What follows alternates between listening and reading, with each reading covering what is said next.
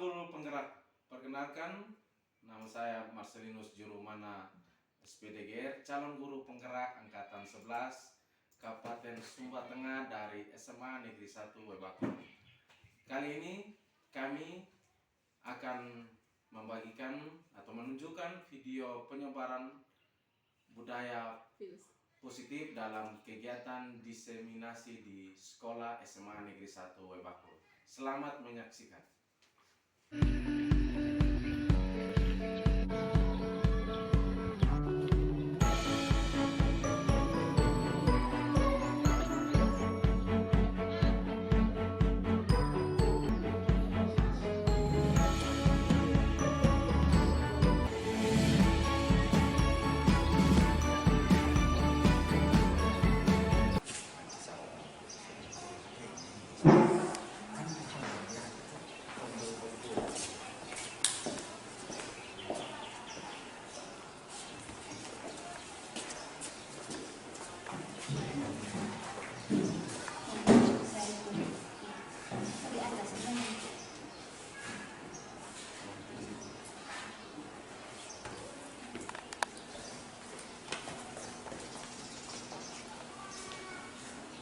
Air beriak tanda dalam, air tenang seperti berlian.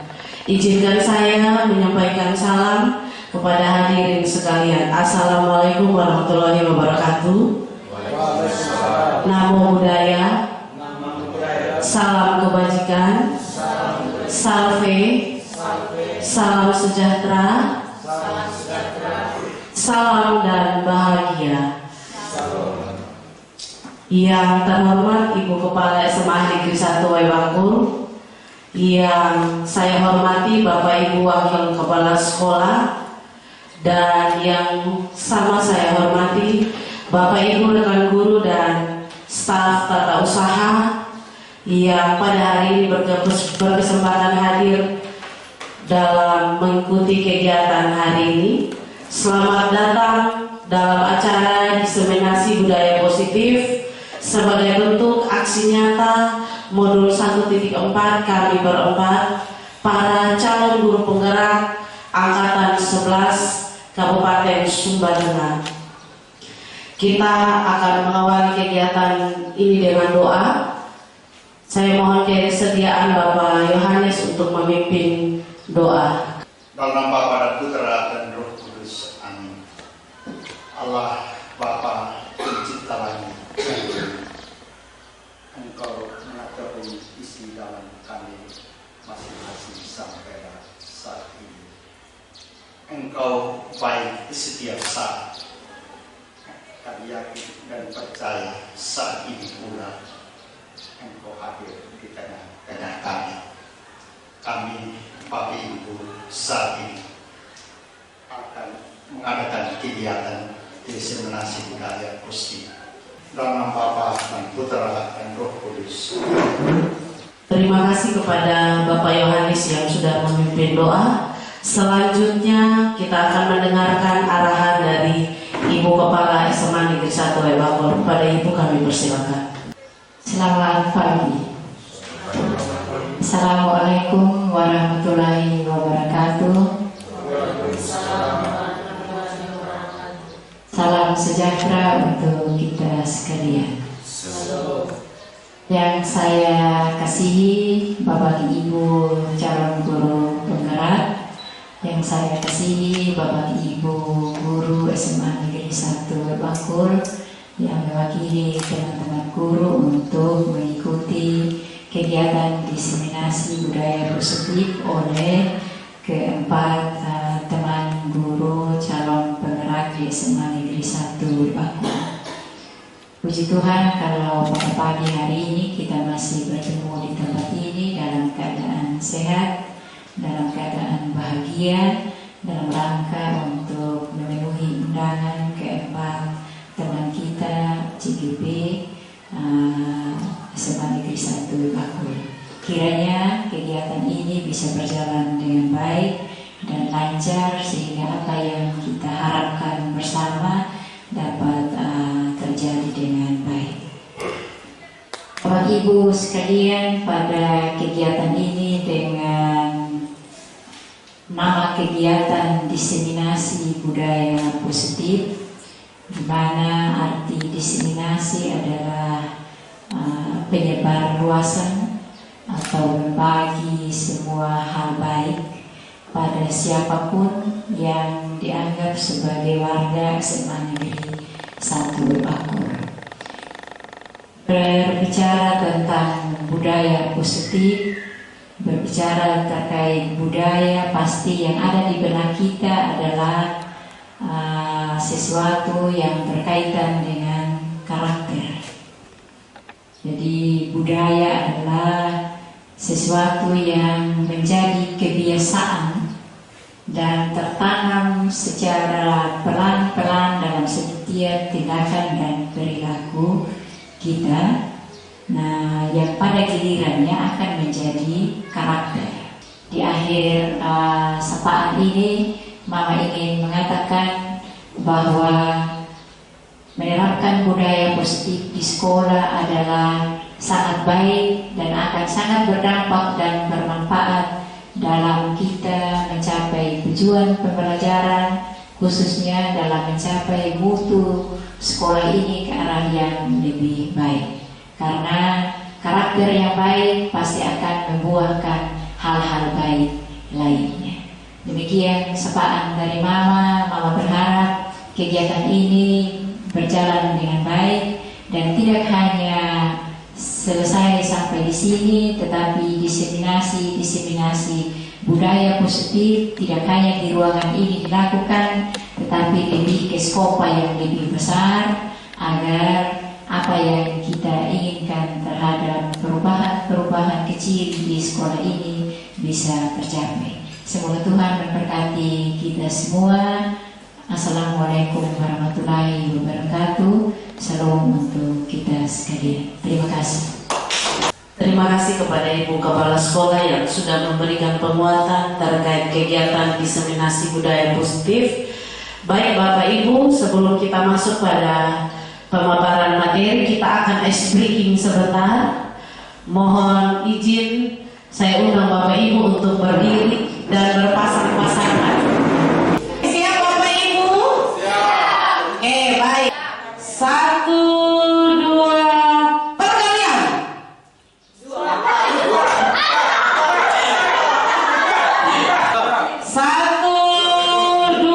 penjelasan. 10.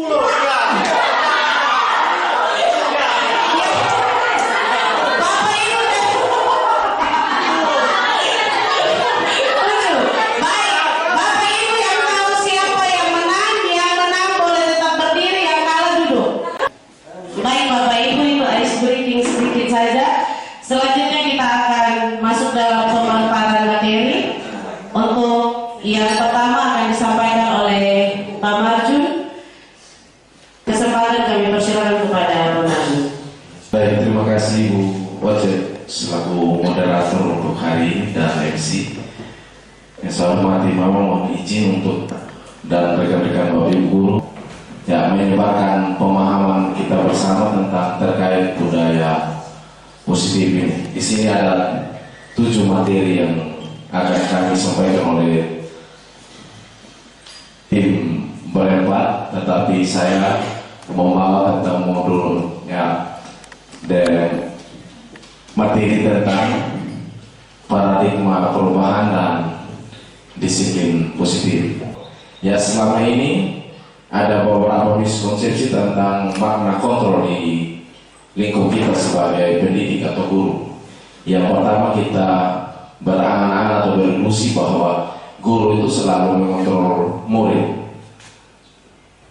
Ya, jadi guru selalu mengontrol murid di sini, bahwa pada dasarnya kita tidak dapat memaksa sebenarnya untuk murid berbuat sesuatu itu jikalau murid tersebut memilih untuk tidak melakukannya. Ilusi bahwa semua penguatan positif efektif dan bermanfaat. Ya, angan-angan bahwa kita akan memberikan penguatan positif atau bujukan itu biasanya kita menganggap itu adalah bentuk-bentuk sebagai posisi kontrol, yang sebenarnya ini juga sangat mengganggu ya konsep dari William Glasser sendiri.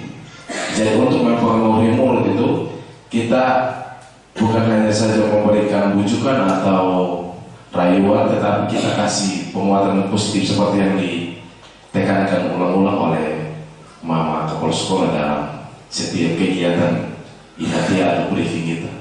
Yang ketiga, kita juga berangan-angan bahwa kritik dan membuat orang merasa bersalah itu dapat menguatkan karakter yang sebenarnya tidak sebenarnya. Bahwa ada juga kritik yang negatif, ada kritik yang positif. Tetapi terkadang karena kita sudah menganggap posisi kontrol kita ini sebagai guru, nanti dijelaskan oleh Ibu Tina ada 5 posisi kontrol kita, di mana kita terkadang tidak mengambil posisi manajer sebenarnya. Yang berikutnya bahwa ada ilusi juga bahwa kita sebagai orang dewasa ini, sebagai guru kita memiliki hak untuk memaksa setiap anak mengikuti kita kemauan guru, yang sebenarnya kalau di kurikulum merdeka itu pembelajarannya berpusat pada murid. Jika atau bila kita ingin membuat kemajuan perlahan atau sedikit-sedikit ubahlah sikap atau perilaku kita. Namun bila kita ingin memperbaiki cara-cara utama kita, maka kita perlu mengubah kerangka acuan kita. Perbedaan antara paradigma perubahan atau stimulus respon ini dan teori kontrol. Kalau yang masih awalnya kita memberikan stimulus baru ada respon, kalau dia bertentangan dengan teori kontrol. Misalnya pernyataan realitas atau kebutuhan kita sama, tetapi dalam teori kontrol itu dia mengatakan bahwa realitas atau kebutuhan kita itu berbeda. Terus yang kedua, semua orang melihat hal yang sama, tetapi dalam teori kontrol setiap orang memiliki gambaran yang berbeda. Ya, contohnya dalam hal budaya positif, misalnya yang ditekankan ulang-ulang, yang kami sempat curhat juga ke Mama Kepala Sekolah untuk mau membuat perubahan sedikit, misalnya lewat gerakan yang diminta oleh Mama, yaitu tunduk 5 menit, memungut sampah, atau menerapkan budaya 5S, senyum, salam, sapa, sopan, dan santun. Itu sebenarnya ya perubahan yang kecil menurut kita, tetapi kalau kita ada kekompakan dalam ini sekolah, pasti lama-kelamaan maka itu akan menjadi budaya yang umum dan akan berkontinu terus-menerus.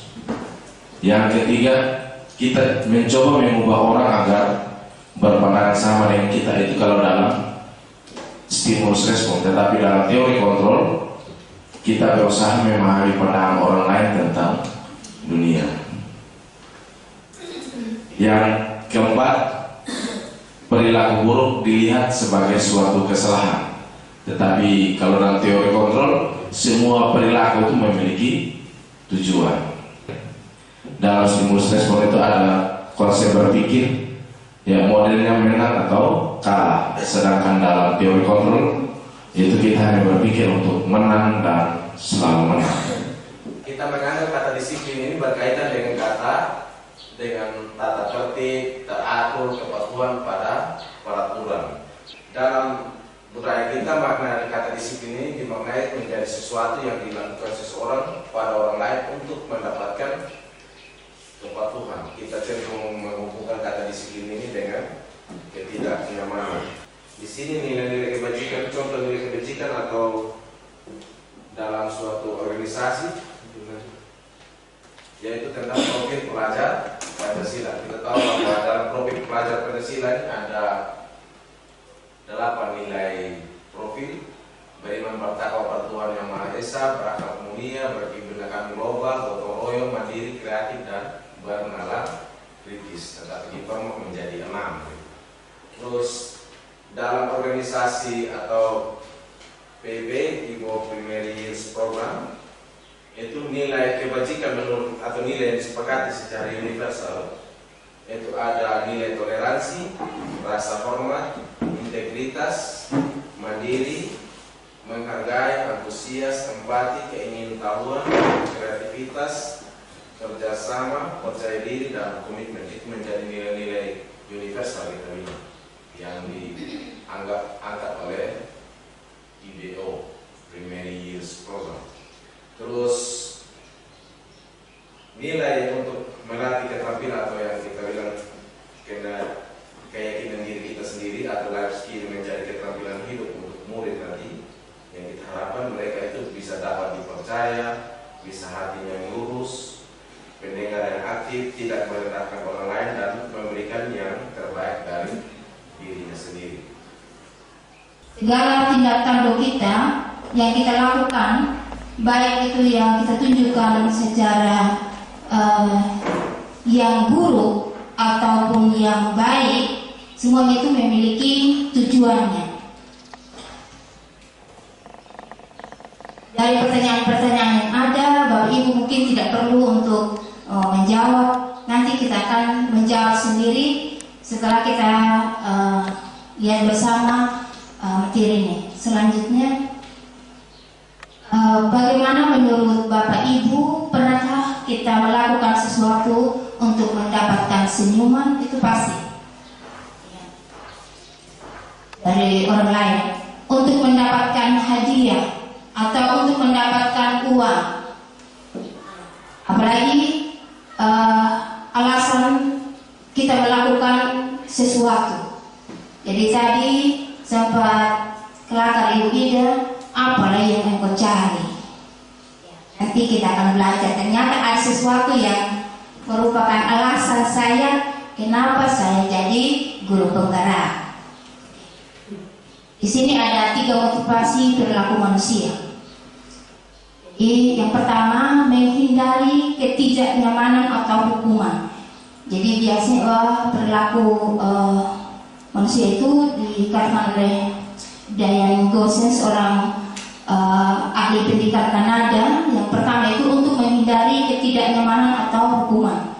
Jadi dia melakukan sesuatu, dia disiplin itu karena nanti kepala sekolah bilang apa kalau saya datang atau tidak lakukan tugas, atau nanti guru saya bilang apa kalau saya tidak kerjakan tugas. Yaitu sebenarnya dia melakukan itu bukan karena dari dirinya, tapi karena menghindari hukuman atau ketidaknyamanan. Yang kedua, dia berperilaku disiplin karena untuk mendapatkan imbalan atau penghargaan dari orang lain. Yang kedua pun ini masih bersifat motivasi yang eksternal dan belum yang internal. Terus yang ketiga di situ untuk menjadi orang yang merdeka, inginkan dan yang mereka inginkan dan menghargai diri sendiri dengan nilai-nilai yang mereka percaya. Jadi berdasarkan tadi disampaikan oleh Pak Marjun, ada nilai-nilai universal, kebajikan-kebajikan, nilai-nilai kebajikan yang kita percaya, itulah yang mendasari kita melakukan sesuatu. Jadi dari kedua motivasi tadi itu, harapan kita bisa tercipta suatu kemerdekaan itu yang poin yang ketiga, yaitu muncul motivasi internal dari seseorang. Saya jelaskan sini untuk menghindari ketidaknyamanan atau hukuman. Nah di sini biasanya adalah tingkat terendah, motivasi tingkat terendah dari perilaku manusia. Jadi kalau saya melakukan sesuatu supaya saya nanti takut diomong atau mendapat hukuman, nah kita lakukan hal seperti itu, ternyata adalah titik motivasi perilaku manusia yang paling terendah.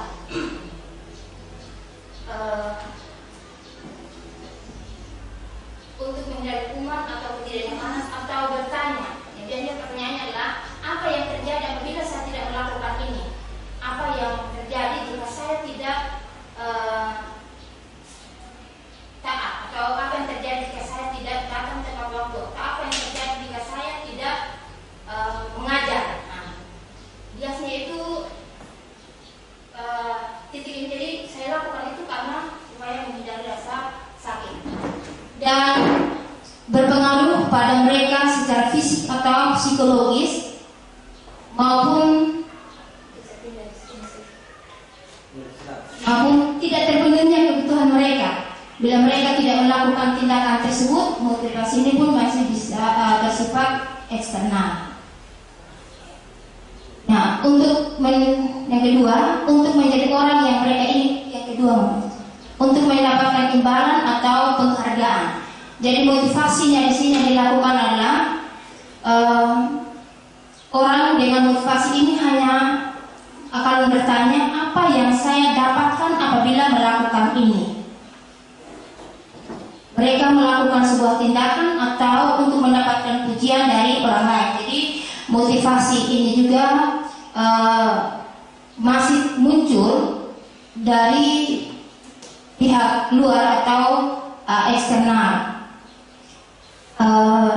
Mereka meletakkan orang lain yang menurut mereka penting dalam diri mereka letakkan berproses mereka. Jadi ini menurut mereka orang-orang seperti itu yang mendorong mereka, menganggap mereka sebagai orang yang berkualitas. Mereka juga melakukan sesuatu untuk mendapatkan hadiah, pengakuan atau imbalan. Ini yang untuk mendapatkan imbalan atau penghargaan. Ketiga, untuk menjadi orang yang mereka inginkan dan menghargai diri sendiri. Nah, level tertinggi dari yang kedua ini sudah secara internal muncul dalam diri seseorang. Orang dengan motivasi ini akan bertanya, menjadi orang yang seperti apa apabila saya melakukan ini. Jadi kalau saya melakukan ini, nanti saya akan menjadi seperti apa. Jadi kalau murid-murid kita belajar dengan tekun, karena mungkin dia mau ingin jadi seorang perawat tentu saja. Jadi dia akan belajar dan bukan dari didorong oleh orang luar, tapi sebenarnya itu kesadaran diri yang ingin menjadi apa dia. Ya. Kemudian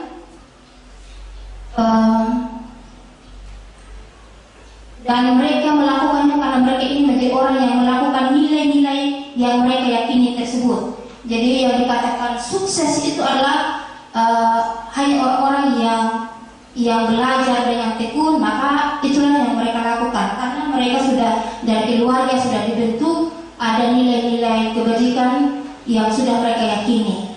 Mungkin kita lihat dari anak-anak kita kayak belajar mereka, atau kadang kita stres sendiri. Kenapa mereka tidak termotivasi untuk belajar ya? Nah, karena itu ada latar belakangnya di sana. Jadi mungkin mereka belum menyadari mau jadi orang seperti apa yang mereka inginkan. Jadi tapi semua orang mungkin hanya karena lihat orang lain. Ya. Pernahkah Anda berada dalam situasi di mana Anda sengaja melakukan sesuatu yang menyakitkan bagi Anda dan bertabrakan dengan penghargaan dari orang lain? Mengapa Anda tetap memilih melakukan hal tersebut?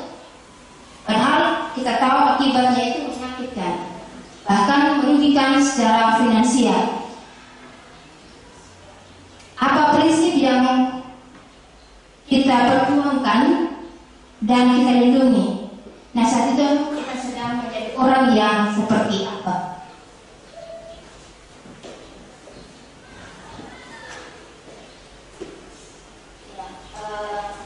Tujuan dari disiplin positif adalah tadi menanamkan motivasi yang ketiga pada murid-murid kita. Jadi tujuan akhir dari kita lakukan budaya positif yang kita dengungkan saat ini adalah supaya kita menanamkan motivasi internal atau intrinsik pada diri murid, yaitu untuk menjadi orang yang mereka inginkan dan menghargai diri sendiri dengan nilai-nilai yang mereka percaya. Tadi Mama sudah sempat sampaikan, kita mau menanam pada semangat di sana ini nilai kasih sayang. Harapan kita bisa motivasi yang ketiga ini itu yang kita mau terwujud semangat dari satu bangun. Dan untuk melakukan ini mungkin tidak mudah, tetapi kita harus memulai. Sebagai seorang guru, saat Anda hadir mengajar di kelas, ya, setiap waktu motivasi apa yang menjadi dasar motivasi apa yang menjadi dasar kita? Apakah tadi motivasi yang pertama menghindari rasa sakit atau tidak nyaman, atau kita mau mendapatkan penghargaan motivasi yang kedua, ataukah kita mau menerapkan motivasi yang ketiga? Karena itu memang nilai diri saya seperti itu. Kita masuk di 5 kebutuhan dasar manusia. Jadi tadi ketika sudah tahu motivasi saya kenapa saya melakukan itu, maka ada kebutuhan yang berusaha saya penuhi. Demikian juga sebagai anak murid. Nah, kalau di kelas ada anak yang usil, ada yang suka ganggu teman, malas-malasan, tidak bisa tenang dalam kelas, keluar masuk. Sebenarnya ini ada memenuhi 5 kebutuhan dasarnya dia. Yang pertama itu bertahan hidup. Ini terkait dengan makan minum, kesehatan, itu pada bertahan hidup. Jadi kalau yang kedua, kebutuhan dasar kasih sayang dan rasa diterima. Bertahan hidup adalah kebutuhan yang bersifat fisiologis untuk bertahan hidup. Misalnya, ya sudah saya sampaikan tadi, komponen psikologis pada kebutuhan ini meliputi kebutuhan akan perasaan aman. Yang kedua, kasih sayang. Kebutuhan ini meliputi keinginan untuk tetap terhubung dengan orang lain, dengan teman, keluarga. Anak-anak yang memiliki kebutuhan dasar kasih sayang akan merasa diterima, yang biasanya ingin disukai dan diterima di lingkungannya. Mereka juga akrab dengan orang tua. Ya, biasanya mereka belajar karena suka pada gurunya. Jadi kalau melihat gurunya melakukan itu dan dia mau belajar karena di rumah pun juga dia melihat sosok ayah dan ibunya. Dan mereka biasa suka bekerja dalam kelompok. Jadi kalau disuruh untuk kasih pisah satu yang lain, itu tadi teman yang akrab kemudian kita pisahkan, dia biasanya dari memilih itu karena dia sudah biasa dengan temannya. Terus yang kebutuhan ketiga, kebebasan. Ya, ini kalau kita melihat tipe anak-anak yang tidak nyaman dalam kelas ketika kita belajar keluar masuk, nah ini sebenarnya dia lagi memenuhi kebutuhan rasa bebas. Di sini anak-anak dengan kebutuhan bebas yang tinggi menginginkan pilihan. Mereka perlu banyak bergerak, suka mencoba-coba dan tidak terlalu berpengaruh dengan orang lain, dan senang mencoba hal baru dan menarik. Jadi nanti mungkin di berikutnya tentang pembelajaran, kenapa pembelajaran berdiferensiasi nanti. Di sini kita akan mau menerapkan kebebasan anak-anak. Jadi dalam pembelajaran kita akan menyediakan berbagai macam materi ajar yang semua anak itu bisa memenuhi kebutuhan belajarnya. Yang berikut, kesenangan. Ya. Kebutuhan kesenangan adalah mencari kesenangan, bermain, tertawa. Jadi kadang kalau kita lagi mengajar asik-asik dia tutup temannya dan dia berketawa. Ini sebenarnya dia lagi memenuhi kebutuhan kesenangan dia. Jadi kalau ya kadang saya bilang kalau saya yang guru yang sudah lahir dari 70-an, karena kami sudah terbiasa dengan pola pendidikan yang model Belanda itu, kami kalau ada gerak sedikit itu mati. Akhirnya saya belajar di sini waktu itu ternyata saya salah gitu. Ternyata dia sudah berusaha untuk memenuhi kebutuhan kesenangannya. Oke. Dan yang terakhir adalah kedewasaan. Kebutuhan ini berhubungan dengan kekuatan untuk mencari sesuatu, menjadi kompeten. Di situ ada menjadi kompeten, menjadi terampil, diakui atas prestasi dan keterampilan kita. Jadi ketika orang melakukan sesuatu itu, tadi saya baru menghitung, nanti mungkin saya akan bagikan kuesioner yang kita bisa melihat kira-kira kita kebutuhan apa yang kita lagi perlu. Ternyata saya saat ini lagi berusaha memenuhi kebutuhan yang mana dari 5 kebutuhan tadi.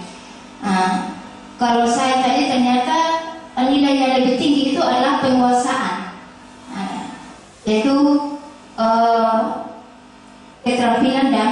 kompeten. Anak-anak yang memiliki kebutuhan dasar akan penguasaan yang tinggi biasanya selalu ingin menjadi pemimpin.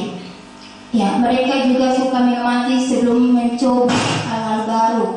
Mereka sangat kecewa kalau mereka membuat kesalahan dalam membuat ada tugas yang diberikan. Mereka tidak puas seperti itu. Mereka juga biasanya rapi dan sistematik. Nah, ini biasa kalau orang-orang IPA ini seperti itu. Tidak amburadul, selalu ingin mencari yang terbaik. Ya. Kesimpulan, semua orang senantiasa berusaha untuk memenuhi kebutuhannya dengan berbagai cara. Ya, bila mereka tidak bisa mendapatkan kebutuhan secara positif, mereka bisa melakukan secara negatif atau melanggar peraturan-peraturan atau keyakinan-keyakinan yang kita sudah sepakati. Nah, hal ini tidak sesuai dengan nilai-nilai kebajikan. Seorang murid yang tidak begitu berhasil secara akademik mungkin kebutuhannya akan penguasaan tidak terpenuhi di sekolah. Oleh karena itu mungkin dia akan mencoba untuk memiliki kebutuhannya akan penguasaan dengan mencoba mengatur orang lain. Ya, jadi kalau kita di sekolah dia yang selalu saja tunjuk orang lain dan Bapak Ibu ini kita perhatikan anak ini berarti lagi memenuhi kebutuhan apa. Kemudian sebagai guru kita dapat melibatkannya dalam kegiatan yang memberi peluang murid tersebut untuk mencapai apa yang berarti. Beliau menyatakan bahwa kapasitas untuk berubah ada di dalam diri kita. Jika kita dapat mengidentifikasi kebutuhan apa yang mendorong kita berperilaku buruk atau berperilaku negatif, positif, maka perubahan perilaku positif dapat dimulai dengan mencari solusi untuk memenuhi kebutuhan tersebut dengan cara yang positif, yaitu dengan menerapkan nanti 5 keyakinan kelas. Jadi untuk bisa menerapkan, bisa muncul disiplin positif dan cara memenuhi kebutuhan murid, yaitu kita dengan ada kesepakatan kelas. Baik Bapak Ibu, di sini saya akan menjelaskan 5 posisi kontrol guru. Ya, baik Bapak Ibu, bagaimana cara kita seyogianya ketika kita sebagai guru atau pendidik menyikapi atau menangani masalah peserta didik dengan 5 posisi kontrol. Baik, sebelum saya lanjut ke materi mengenai 5 posisi kontrol, mungkin saya minta 1 orang lagi untuk berpendapat. Ya, baik, terima kasih.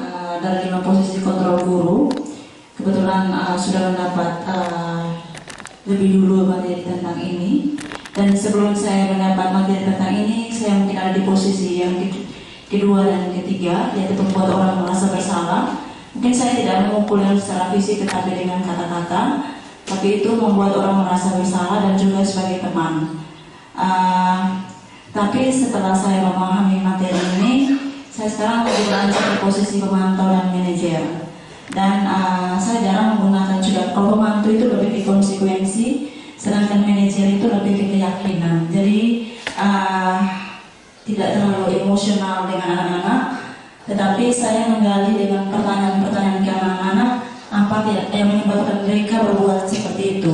Jadi kita bisa menggali karena kita sudah punya keyakinan kelas yang kita sudah sepakati bersama. Jadi itu membantu saya untuk mengarahkan saya menjadi posisi manajer. Jadi sekarang saat ini saya ada kadang-kadang hal-hal tertentu saya di posisi pemantau, tapi lebih banyak saya berusaha ke posisi manajer dengan keyakinan kelas yang sudah kami sepakati bersama. Jadi menggali kembali nilai-nilai yang sudah kami yakini bersama di dalam kelas. Terima kasih. Oke, baik, terima kasih Ibu Keti. Ibu Keti berada dalam posisi pemantau dan manajer saat ini. Nah, itu juga yang kita inginkan Bapak Ibu. Baik, sekarang kita masuk pada posisi kontrol. Yang pertama adalah penghukum.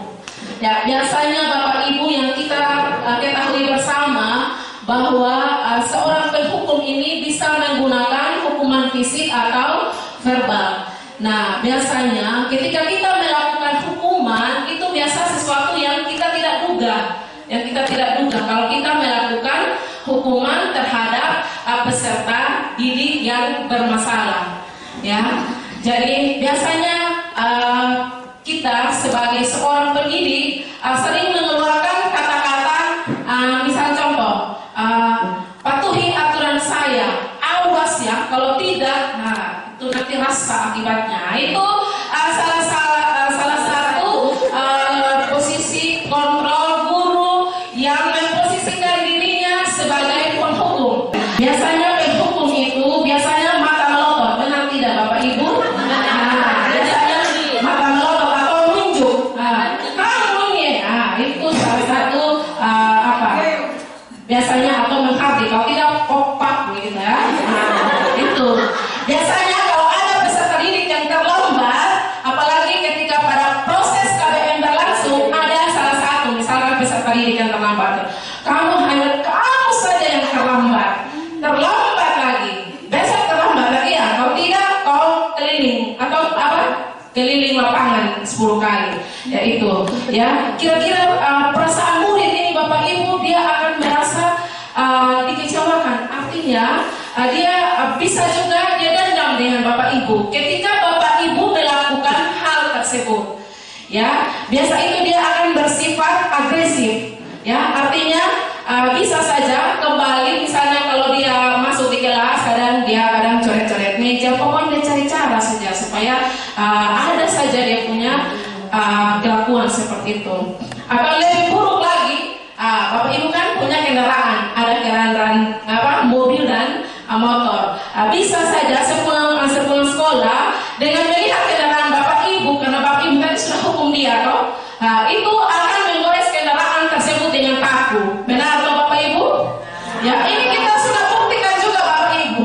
Biasa kan ada kendaraan itu yang biasa kalau Bapak Ibu ketika sudah pulang sekolah lihat ban motor, aduh ini paku. Itu jangan heran kalau ada juga salah satu dari peserta didik Bapak Ibu. Kenapa? Bapak Ibu sudah melakukan penghukum tadi, posisi kontrolnya Bapak Ibu itu penghukum. Jadi itu tidak menyelesaikan masalah Bapak Ibu, ya. Bisa? Oke. Baik, sekarang kita masuk pada pembuat merasa bersalah. Ini posisi kontrol yang kedua Bapak Ibu, yaitu pada posisi ini biasanya guru akan bersuara lembut, tapi menggelitik Bapak Ibu, ya, menusuk, ya. Biasanya murid itu ketika dia mendengar atau Bapak Ibu berceramah tentang dia itu dia merasa tidak nyaman dalam dirinya begitu. Misalnya dia bilang, ibu sangat kecewa sekali dengan kamu. Nah, itu kata-kata menyakitkan untuk dia begitu. Jadi sebenarnya kita seorang guru itu harus akan digugu dan ditiru. Sebenarnya tidak boleh mengeluarkan kata-kata seperti itu. Ya, kalau Bapak Ibu guru sudah mengeluarkan, ibu sangat kecewa dengan kamu, nah itu berarti peserta didik itu merasa tidak nyaman, tapi tidak dihargai begitu oleh Bapak Ibu guru. Ya, misalnya berapa kali Bapak harus memberitahu kamu ya? Biasanya, gimana coba kalau orang tua kamu tahu kalau kamu buat begini? Nah itu masuk dalam membuat merasa bersalah, ya. Jadi murid itu merasa tidak dihargai dan juga dalam mengecewakan orang-orang yang disayanginya Bapak Ibu. Jadi itu murid itu akan menjadi orang yang gagal, ya, tidak mampu membahagiakan orang lain, ya. Jadi ini kadang-kadang Bapak Ibu posisi kontrol ini yang berbahaya dan itu mematikan karakter peserta didik, ya, membahayakan karakter peserta didik di masa depan Bapak Ibu. Posisi teman ini Bapak Ibu ada positif dan ada negatif. Ya, positifnya karena kita ada hubungan yang baik antara guru dengan peserta didik, ya, hubungan yang baik terjalin, komunikasi yang baik antara peserta didik dengan guru, ya. Biasanya Bapak Ibu kalau sudah menjadi posisi kontrol teman biasanya bilang, ayo bantulah demi saya atau demi ibu. Nah Nah, biasa tidak ingatkah bantuan Bapak selama ini? Ibu sudah bantu engkau waktu itu toh. Misalkan ada guru yang membantu dia misalnya keperluan sekolah, biasa waktu itu ingat tidak? Ibu beli apa buat engkau begitu. Ya, jadi ini itu yang posisi kontrol dari teman. Jadi hal negatif dari posisi teman Bapak Ibu, bila suatu saat guru tersebut tidak membantu, maka murid akan kecewa dan berkata, oh saya pikir Bapak Ibu teman saya begitu. Jadi murid itu merasa dikecewakan dan tidak mau lagi berusaha. Ya, artinya tidak mau mandiri ketika Bapak Ibu menganggap posisi kontrol sebagai teman.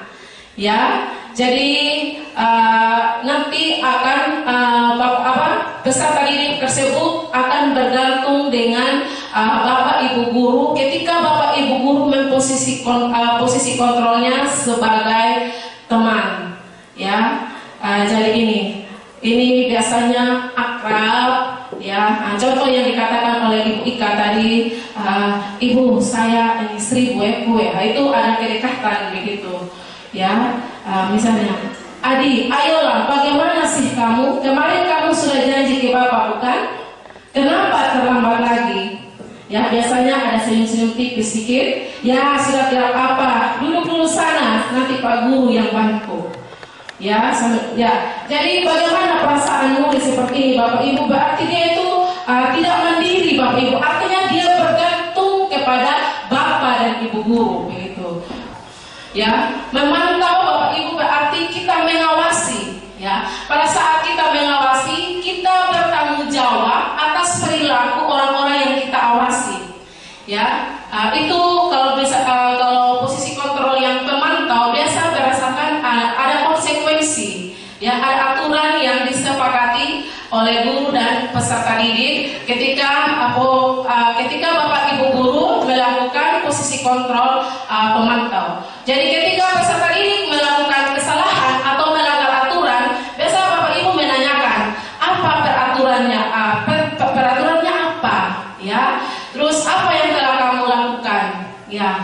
Sanksi atau konsekuensinya itu seperti apa, ya. Kalau ini dalam posisi pemantau Bapak Ibu, biasa kalau orang posisi pemantau ini biasanya biasa mengandalkan perhitungan atau catatan, hanya mencatat konsekuensi yang dialami oleh peserta didik. Contoh ini seperti posisi kontrol yang pemantau. Ada guru, Adi, tahukah kamu jam berapa kita memulai? Adi ini tahu begitu. Terus guru, kamu terlambat 15 menit. Apakah kamu sudah mengerti konsekuensi yang harus dilakukan bila terlambat? Nah, ini kalau guru berada di posisi pemantau, ini salah satu contoh Bapak Ibu. Terus Adi bilang, paham Pak, saya harus tinggal kelas pada jam istirahat nanti dan mengerjakan tugas ketertinggalan saya.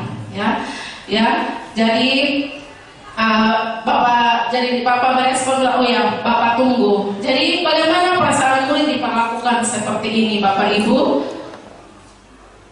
Ya, perasaannya Bapak Ibu akan memahami konsekuensi yang harus dijalankan. Ya, konsekuensi bahwa dia mengerjakan tugas selama istirahat. Temannya istirahat, dia tetap di dalam kelas untuk mengerjakan tugas. Karena itu tadi ada konsekuensi kalau Bapak Ibu yang memposisikan diri sebagai pemantau. Ya, sebaiknya kita sebagai guru kita harus memposisikan diri kita yaitu sebagai manajer. Ini yang paling ideal sekali ketika kita menangani atau menyikapi masalah peserta didik, yaitu posisi manajer adalah posisi di mana guru berbuat sesuatu bersama dengan murid. Artinya mempersilahkan murid mempertanggungjawabkan perilakunya dan menemukan solusi atas permasalahan sendiri. Kita berharap sekali di sekolah ini, di SMA Negeri 1 Webakul, supaya posisi kontrolnya kita berada di posisi manajer. Karena itu paling ideal untuk kita, sehingga ketika kita melaksanakan posisi kontrol sebagai manajer Bapak Ibu, saya yakin kita akan menciptakan budaya positif Ya, kita perlahan-lahan ya, perlahan-lahan pasti bisa. Jangan bilang tidak, saya mau berhukum memang. Ya, itu tidak bisa Bapak Ibu. Kalau berhukum nanti anak tetap akan mengulangi kesalahan. Jangan bilang, tidak, kalau berhukum terjera, tidak Bapak Ibu. Ya, jangan kita mempertahankan sesuatu yang tidak sesuai dengan kebutuhan peserta didik. Ya, sebenarnya peserta didik ini mereka membutuhkan kasih sayang dari kita, perhatian dari kita, sama dengan anak kita di rumah begitu. Ya, oke. Sekarang coba Bapak Ibu bisa menjawab dengan pernyataan tersebut. Contoh, saya kecewa sekali dengan kamu. Kira-kira Bapak Ibu masuk di posisi kontrol mana? Ya, membuat rasa bersalah. Yang kedua, kamu tidak pernah benar melakukannya. Kira-kira di posisi mana? Penghukum. Ya, penghukum. Yang ketiga, ayolah lakukan demi ibu dan bapak. Teman, ya. Apakah kamu mau mendapatkan stiker bintang hari ini? Teman. Ya. Pemantau. Oke. Bagaimana kamu bisa menyelesaikan masalah ini? Manajer. Kamu selalu paling yang terakhir. Penghukum. Ya, berarti Bapak Ibu sudah ada gambaran mengenai 5 posisi kontrol. Keyakinan kelas ini adalah aturan, norma atau nilai-nilai yang disepakati bersama oleh siswa dan guru untuk menciptakan lingkungan belajar yang nyaman, aman dan kondusif, sehingga semua peserta didik terlibat dan memiliki tanggung jawab dan mematuhi aturan yang disepakati. Keyakinan kelas itu bersifat abstrak dari peraturan, ya. Terus kalau berbicara tentang keyakinan kelas berupa pernyataan universal, artinya yang umum Bapak Ibu. Yang kedua, pernyataan keyakinan kelas senantiasa dibuat dalam bentuk positif. Ya, yang berikut, keyakinan kelas hendaknya tidak terlalu banyak sehingga mudah diingat dan dipahami oleh semua warga kelas. Ya, keyakinan kelas sebaiknya sesuatu yang dapat diterapkan di lingkungan tersebut. Dan semua warga kelas hendaknya ikut berkontribusi dalam pembentukan keyakinan kelas lewat kegiatan curah pendapat. Yang berikut bisa juga ketika Bapak Ibu sudah melakukan membuat keyakinan kelas, bisa bersedia meninjau kembali keyakinan kelas dari waktu ke waktu. Kenapa harus ada keyakinan kelas? Tujuannya apa? Yaitu yang pertama adalah menumbuhkan keterlibatan murid dalam membentuk keyakinan. Yang kedua, kelas untuk mencapai kelas impian bersama sehingga terwujudnya pembelajaran yang efektif. Dan yang ketiga, mewujudkan merdeka belajar yang berpihak pada murid. Ya, dan yang berikut, menciptakan komunikasi yang baik antara murid dengan guru. Dan membiasakan budaya disiplin positif yang bersumber dari motivasi intrinsik. Artinya dengan kita membuat keyakinan kelas, artinya kita sudah itu tadi menumbuhkan keterlibatan, sudah mewujudkan merdeka belajar, sudah menciptakan komunikasi yang baik dengan peserta didik, dan sudah membiasakan budaya disiplin positif, ya, baik dari dalam maupun dari luar. Oke. Baik, tentunya kalau kita membuat keyakinan kelas pasti ada dampak, ya Bapak Ibu, dampak positif dari keyakinan kelas. Yang pertama, peningkatan motivasi belajar, ya, peningkatan motivasi belajar. Artinya peserta didik itu lebih termotivasi dan berpartisipasi aktif dalam proses pembelajaran. Nah, dan bisa juga ada peningkatan keterlibatan peserta didik, di mana partisipasi siswa dalam diskusi, ya, atau kelompok, ya, itu dan lainnya meningkat secara signifikan Bapak Ibu. Yang berikut, pengembangan keterampilan sosial emosional siswa, artinya belajar untuk berinteraksi secara positif dengan sesama mereka, artinya membangun komunikasi, ya, atau kerja tim dan empati. Dan yang berikut penguatan kemandirian, yaitu keyakinan kelas itu membantu mengembangkan rasa percaya diri kepada peserta didik dalam mengatasi tantangan akademis dan non akademis. Saat ini saya cuma menguatkan kembali tentang segitiga restitusi. Restitusi itu adalah proses menciptakan kondisi bagi murid untuk memperbaiki kesalahan mereka sehingga mereka bisa kembali pada kelompok mereka dengan karakter yang lebih kuat. Kita tahu dalam kita melaksanakan restitusi ada proses dialog di situ, baik dialog antara guru dan murid atau mungkin juga di rumah antara orang tua dan anak saat melakukan restitusi terkait tindakan-tindakan yang mungkin anak kita melakukan di rumah atau murid yang kita ajar di sekolah melakukan tindakan-tindakan yang menurut kita perlu diberikan restitusi. Jadi intinya restitusi itu adalah proses dialog dan di dalamnya ada kolaborasi antara yang memberikan restitusi baik terhadap korban atau terhadap anak yang melakukan tindakan kesalahan. Nah, restitusi ini Bapak Ibu membuat murid itu menjadi lebih memiliki tujuan. Jadi ketika kita memberikan restitusi, murid-murid kita itu mereka akan sadar untuk lebih memiliki tujuan. Yang kedua, mereka akan memiliki disiplin positif. Dan yang ketiga, memulihkan dirinya setelah berbuat salah. Jadi ketika mereka melakukan kesalahan, melalui restitusi mereka bisa memulihkan dirinya setelah berbuat salah. Nah, penekanannya ketika kita melaksanakan restitusi Bapak Ibu, bukan bagaimana murid kita berperilaku untuk menyenangkan orang lain atau menghindari ketidaknyamanan. Jadi kalau tadi Ibu Herlin sudah menyampaikan ada 3 motivasi eksternal.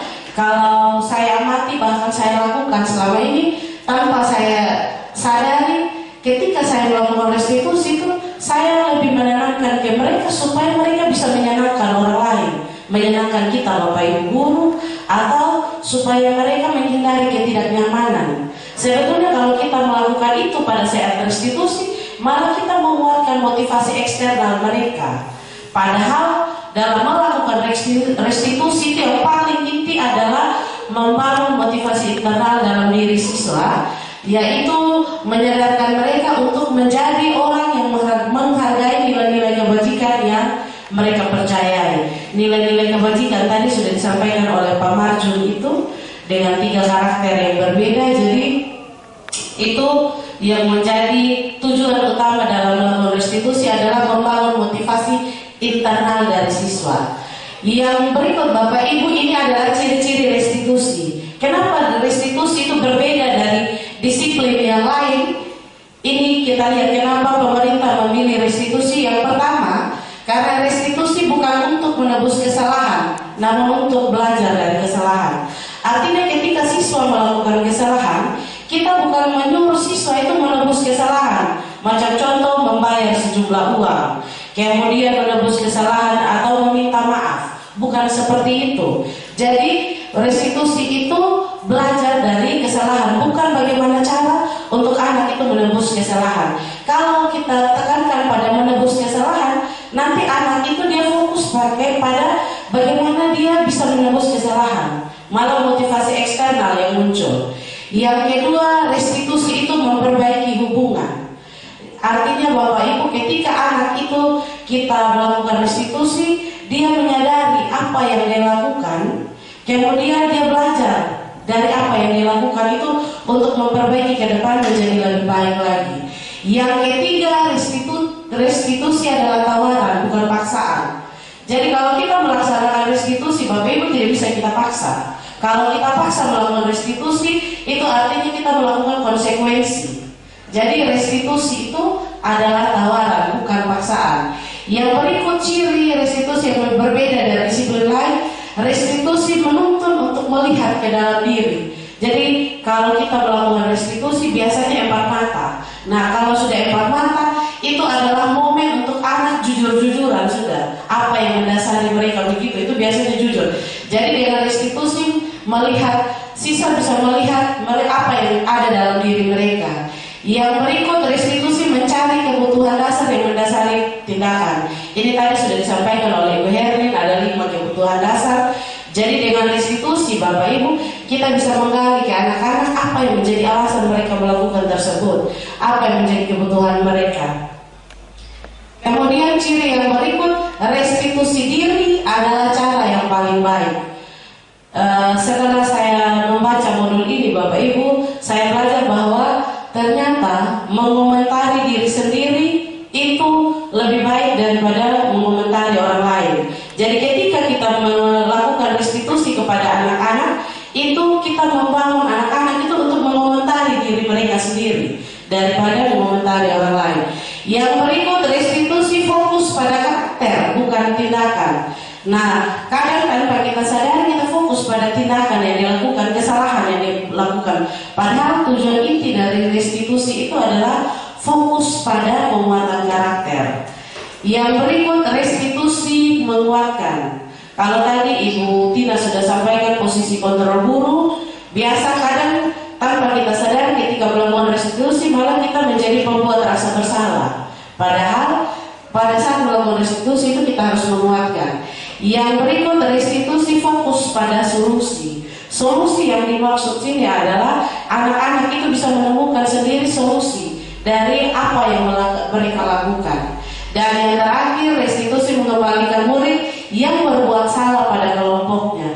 Ini artinya Bapak Ibu, ketika mereka sudah melakukan kesalahan kemudian kita memberikan restitusi, ketika mereka kembali ke kelas, mereka bisa menyadari apa dari kesalahan mereka tadi berubah menjadi identitas yang sukses. Jadi identitas yang salah tadi ketika mereka kembali ke kelas itu kita mengembalikan mereka ke kelasnya atau kelompoknya dengan menyadari apa identitas salah mereka itu kita ubah menjadi identitas yang sukses. Nah, kalau tahapan restitusi Bapak Ibu sudah tahu ada 3. Yang pertama, menstabilkan identitas. Yang kedua, validasi tindakan yang salah. Dan yang terakhir itu menanyakan keyakinan.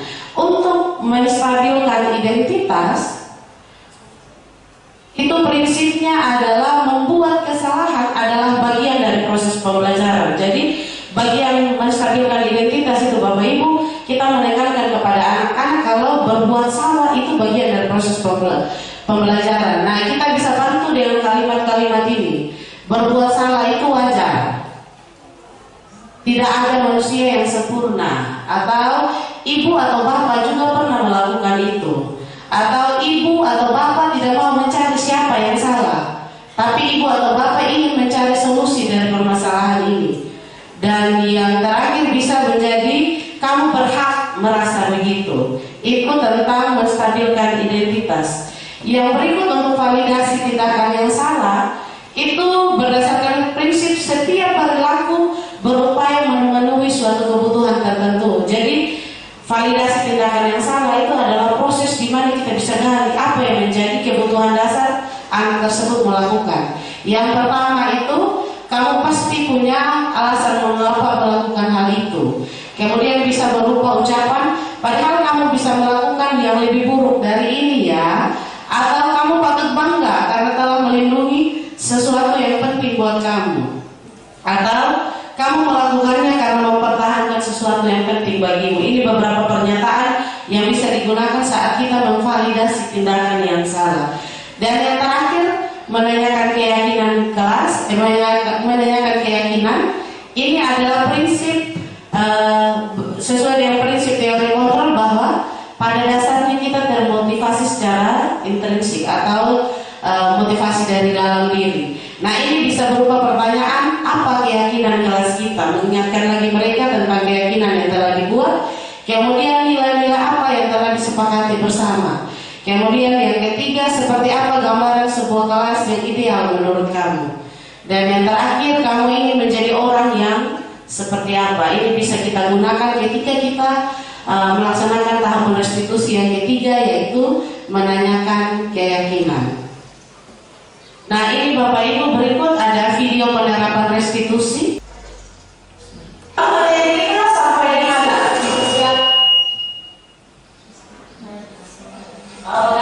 di mana? Ada yang bilang contoh soal.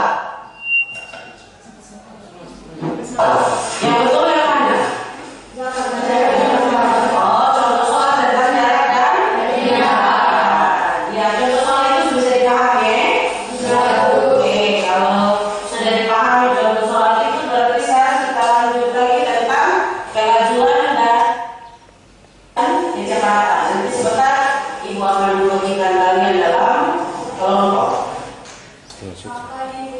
Ya, selamat pagi Cinta. Aduh, jam berapa Cinta kamu berdatang? Selamat bangun. Jadi kalau sampai tadi ini, ya Bapak Ibu juga berkata lambat. Saya minta di jam istirahat. Cinta kita Ibu juga boleh ya. Oke, selamat terima kasih.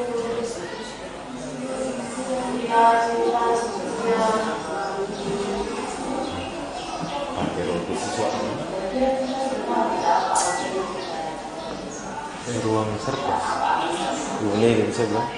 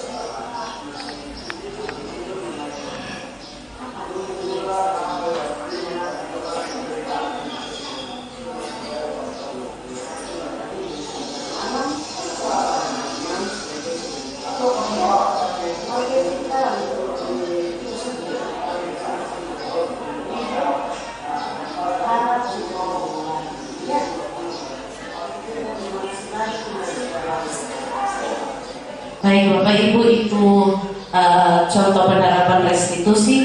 Baik Bapak Ibu, di akhir video tadi itu juga bagian akhir dari kegiatan kita hari ini.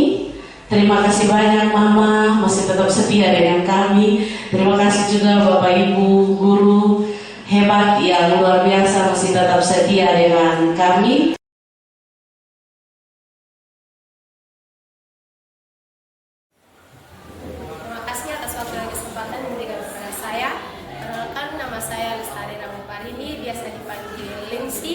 Saya dari kelas 11B. Di sini terima kasih Ibu karena sudah menyampaikan materi keyakinan kelas. Saya begitu sangat senang karena bisa mengetahui apa-apa saja nilai dari keyakinan kelas seperti yang ada di sini. Pertama, menghargai, bertanggung jawab, disiplin, kebersihan dan kerapian. Dengan adanya keyakinan kelas ini, kami dari kelas 11B bisa memperbaiki perilaku kami dan bisa melakukan interaksi dalam kelas ini dengan baik. Sekian dari pendapat saya. Terima kasih.